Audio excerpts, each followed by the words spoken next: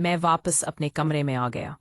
अगले दिन दोपहर को कोमल बाजी जब मेरे कमरे में खाना देने आई, शलवार कमीज और बना दुपट्टे के, तो कहने लगी, भैया आपसे एक छोटा सा काम है, करोगे प्लीज? मैं दिल में, हाय क्या मेरी प्यारी बहना को मेरी जरूरत है? मैं, हाँ बाजी बोलें क्या बात है? कोमल बाजी, वो दरअसल मुझे कल यूनिवर्सिटी जाना है, एक छोटा सा काम है, वो नशा और हना भी साथ चलेंगी।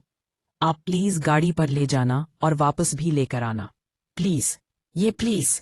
उन्होंने एक ऐसी रिक्वेस्ट वाली स्माइल के साथ कहा कि जिसके नतीजे में उनका चेहरा इतना क्यूट लगा कि देखने वाले जामे उनका चेहरा के होश ही उड़ जाएं। मैंने भी हल्की सी आवाज निकालते हुए कहा, हाँ जरूर, क्यों नहीं बाजी, बस सुबह जगा देना जब जाना हो। वो बोले, शुक्रिया भाई, आप बहुत अच्छे हो। और वो ये कहती हुई बाहर दौड़ गईं और मैं उनकी खूबसूरती देखता रह गया। रात हुई तो फिर दिल किया कि कल वाली हरकत हो जाए। वैसे भी रात का 1:30 बज रहा था और कोमल बाजी को सोए हुए काफी टाइम हो गया था।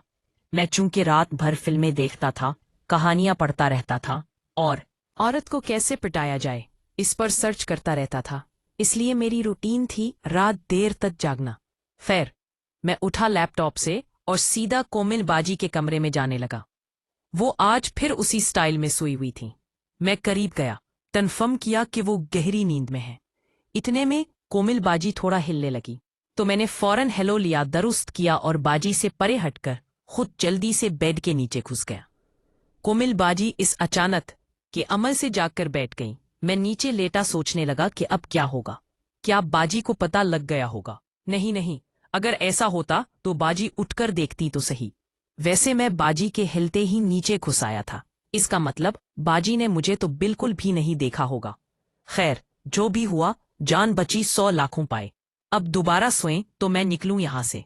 मैं नीचे लेटा इंतजार कर रहा था कि कब बाजी फिर से सोती हैं, मगर बाजी शायद डर गई थी। वो उठी और कमरे की लाइट जलाई और अपना बिस्तर झाड़ा, रूम का डोर अंदर से लॉक किया और वॉशरूम में चली गई। मेरे तो जैसे तूते ही उड़ गए। अब मैं क्या करूंगा? बाजी ने दरवाजा तो लॉक कर दिया है। बाजी वॉशरूम में थी, ये अच्छा मौका था यहां से भाग निकलने का। लेकिन मैं अब दरवाजा कैसे खोल सकता था? और अगर लॉक हटाकर जाता तो बाजी को पता चल जाता, जो कि मुझे हरगिज गवारा नहीं था। मैं अब बिल्कुल बेबस सोचों में गुम था। तभी वॉशरूम का दरवाजा खुला और बाजी बेड पर आकर लेट गई। मैं यही सोच रहा था कि आखिर अब मैं यहां से निकलूं तो निकलूं कैसे? दरवाजा खोलकर जाता हूं तो बाजी को सुबह पक्का यकीन हो जाएगा कि कोई और भी कमरे में था, यानी सारी रात यहां ही गुजारनी पड़ेगी।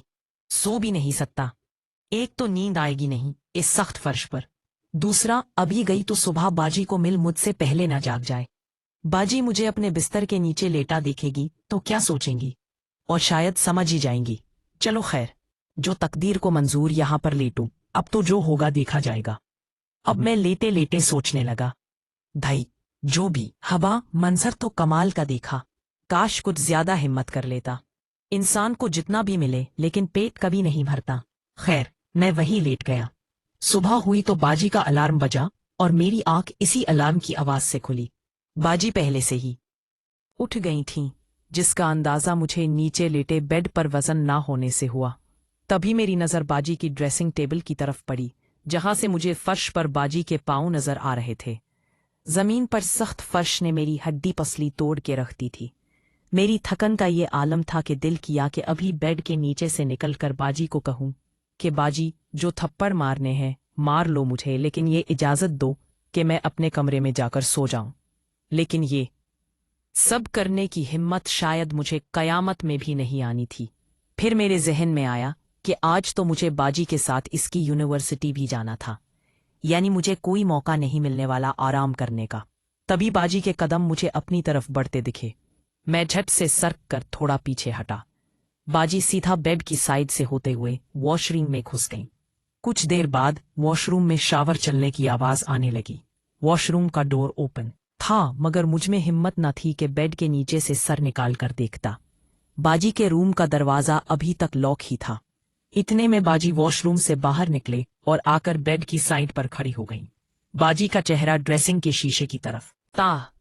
मैं बेड के नीचे था और बेड पर पड़ी चादर की झालर साइड पर लटक रही थी। जो बेड और जमीन के खाली फासले को कवर किए हुए थी।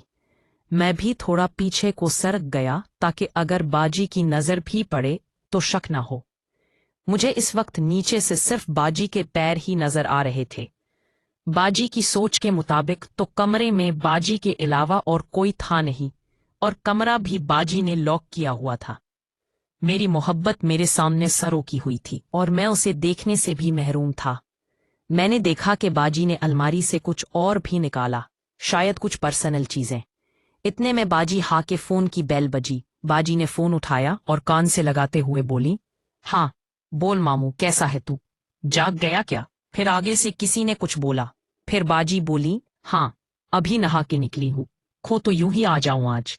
फिर हंसने लगी, हा हा हा, नहीं भाई, मुझे कोई शौक नहीं लोगों को हार्ट अटैक कराने का, वैसे भी भाई के साथ जाना है, ऐसे देखेगा तो जान से ही मार डालेगा।